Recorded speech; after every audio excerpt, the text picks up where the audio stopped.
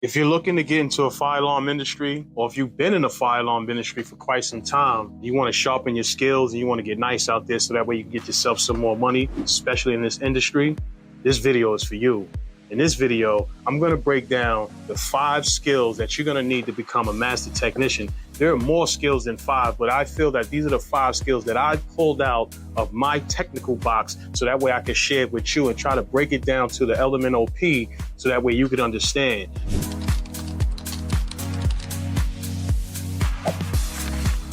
So what are these 5 skills? The first skill is going to be your technical proficiency. You want to understand the wiring, how the system is wired, what type of system you're working on, being that there's various fire alarm systems out there. Whatever system or manufacturer that you're working on, whether it be Simplex, Notifier, Siemens, Kidder, Edwards, Firelight, whoever, it doesn't matter the system that you're working on. What you have to understand are the components that make up that system. You need to understand the fire alarm control panel, the front display, how do you use the menu, how do you get into the menu, what is the installer's passcode, and what is the default passcode.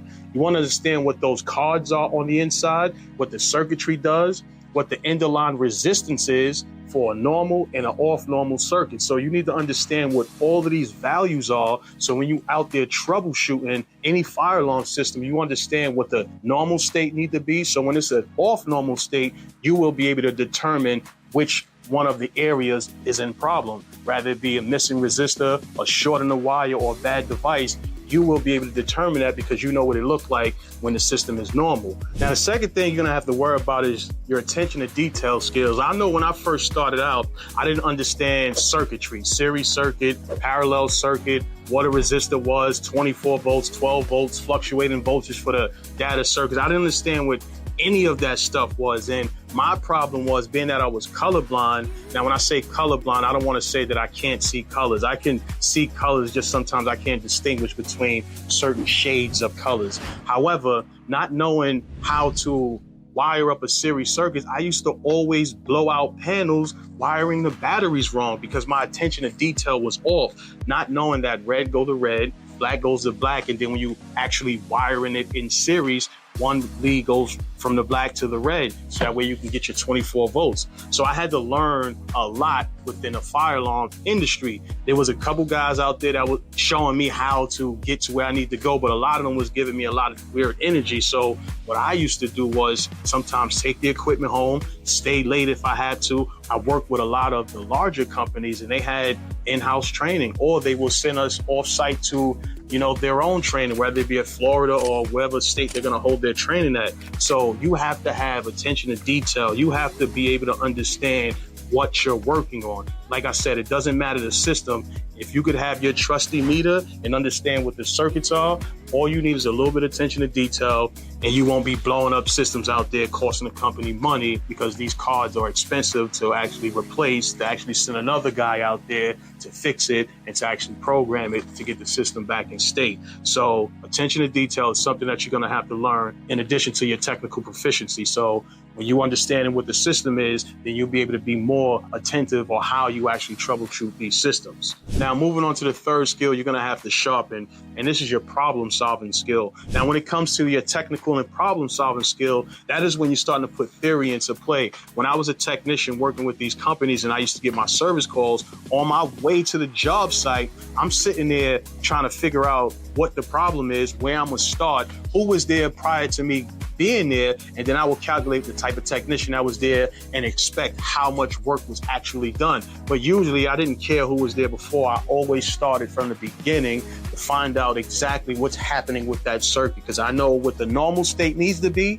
and if it's off that normal state, I know where I'm troubleshooting, rather it be if I'm looking for a break in a wire, or if I'm looking for a short, or if it's a bad device that's actually bringing the whole loop down. A lot of the difficult troubles when it comes to fire alarm would be ground faults. So a lot of technicians have issues with, fixing ground faults. I don't understand why. It's just, I don't think they're putting in enough effort to actually fix the ground fault. I understand you may have to go in the ceilings to get the duct detectors, or you may even have to go in the crawl space to get the smokes or heat detectors. You have to do what you have to do to find whatever issue being on that fire alarm panel. It's very important. It's very imperative that you know how to solve these problems. It just makes you more marketable within the industry, and it also gets you more money for the company that you're working with. And if you feel you're not getting the money you deserve within a company and you have the skills, there's other companies out there that will guarantee pay you the money that you're actually looking for in order for you to feel that you are receiving your self-worth. So your technical proficiency, your attention to detail, and your problem-solving skills is what you're going to need to sharpen in order to be a master technician within the fire alarm industry. Now, I didn't even mention anything about certifications or the type of certificates that you need to have specifically for New York. Especially if you're starting out, you should be looking at your S95. You should be looking into your S98. Within your first year, you should at least have your S95, S98, and your NICET level 1 within that first year. Year 2, you should be getting your NICET level 2. By time you should be reaching year 5, you should at least be up to NICET level 3. So that way, 10 years in your fire alarm industry, you could go for your NICET level 4. And at that point, you are the top technician in any company or any industry because they can charge more money for you because you are NICET level 4. Now, I am not NICET level 4. I am NICET level 2. I honestly stopped achieving for the NICET level 4 when I started my business. Not to say that I should not get my NICET level 4. However, I can find someone who is NICET level 4 to qualify the company to make me more valuable in the fire alarm industry. So it is imperative for you as the individual, if you're going to stay within the fire alarm industry, to get every certification, to get every panel certification, to get any and every certificate that you could possibly get your hands on, not just fire alarm, maybe also sprinkler, maybe also security, maybe also burglar alarm. You want to versatile yourself. You want to make yourself more marketable in the industry because it's not just fire alarm companies out there. There are also security companies that do fire alarm as well. Maybe not as big as a fire alarm company, but they may have inspections or maybe smaller systems that you could actually work on. The difference is you're going to still be doing fire alarm. So you have to make yourself more marketable. So certifications and understanding the panel that you're working on will make you the top-notch technician for any company and any business on any planet. So certifications is important, and it's more important for you as the individual, especially if you're trying to grow and make more money. It just makes it easy for a person to pay you when they're looking at your resume and when they say certified in this, certified in this, certified in this. They understand on top of your years of experience, it's really no conversation. It's really you telling them what you want, and they're going to try to work their best to get it for you. And if they can't do it, then you got to find a company that's willing to pay you what you're looking for. Or it may be some type of compromise where you could work out a deal to where maybe 1 to 3 years within the company, you'll be at the salary that you want to be at. But you have to negotiate that when you first walk into that building and have that conversation with whomever you're having that conversation with at that company that you're looking at. That leads me to the fourth skill that you're going to need to have, and that's communication skill. You're going to have to be able to know how to speak clearly. One problem I used to see in the field is where technicians used to write their service report. Let's say they go on a service call to replace a smoke detector. What they would say is replace smoke detector. And then that gets back to the office like, what smoke detector is that replacing? On the side, as I played as a technician, I didn't understand that. But now on the side, as the owner of a fire alarm company, I understand how detailed that is, because coming back, the customer is going to ask, what smoke detector did the technician actually change? Was he actually there? Did he sign into the logbook? So these are questions that the office have to answer in order for them to get paid for your time. So it's important for you to write detailed reports. I'm gonna tell you exactly how I write service reports when I finish a service call. And I want you to take note on this, because this is as detailed as you can get, and this gives the office as much ammunition as they need without calling you.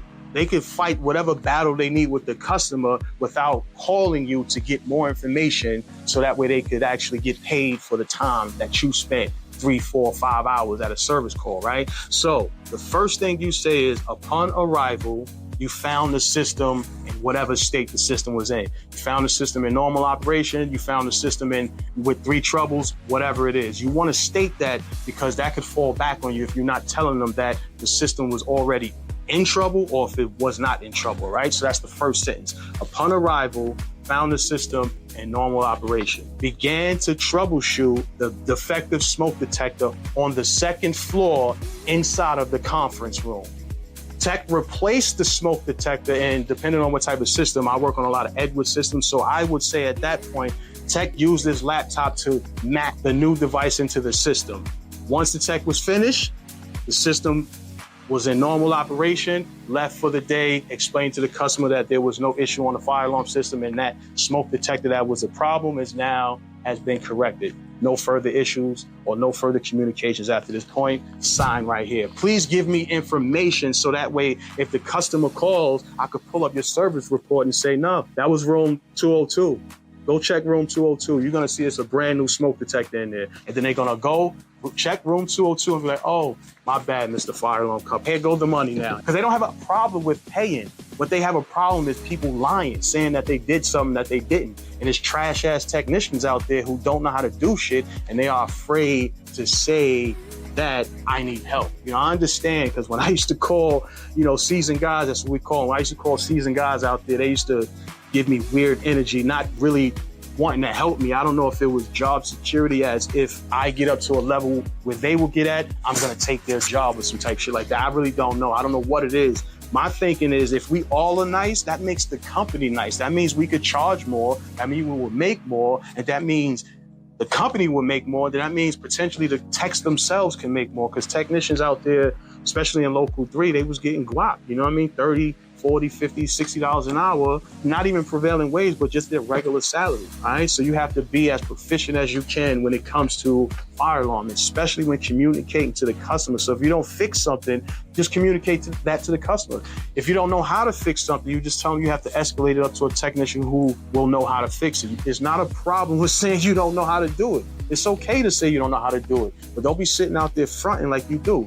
Tell the customer, at this moment, this is a little bit above my level of expertise. I'm gonna have to go back to the office so we can send somebody out here to actually fix your problem. They will respect that. They will respect that more. Now, this leads me to my 5th technical skill that you're gonna have to sharpen, and that's gonna be the code compliance, especially when you're doing fire alarm, right? There's nuances in fire alarm, so you don't wanna be an installer that knows when you're looking at the plans, you have to install a smoke every 30 feet. You need to understand why you're installing a smoke detector every 30 feet, or why there's pull stations every 200 feet, or why do we have to put horn strobes on the opposite? Why do the strobes have to sync? You have to know these things, and that comes with additional learning, like through ESA.org. You have to spend money on yourself. You can't expect a company or anybody to invest in you. You have to spend the money on you. So that check you get in, if it has to go to something that you think needs to be paid, and you have to make a decision with investing in yourself, I can't tell you what to do, but I'm gonna tell you what I did. I made a lot of sacrifice. Maybe the rent wasn't getting paid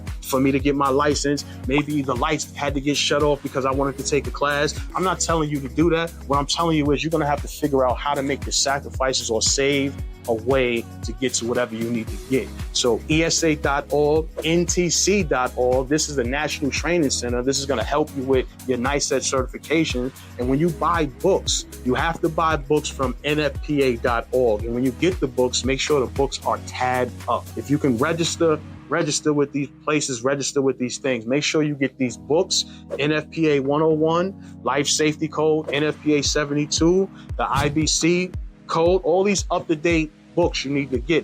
The books I have is 2022 and 2021, so my books is a little outdated. I need to update my books. The main book you should have is the NFPA 72. So when you get all this material, you have a point of reference. So if anyone asks you a question that you can't, answer at that particular time, you can go back to your reference and get that answer. Now it's burnt into the brain.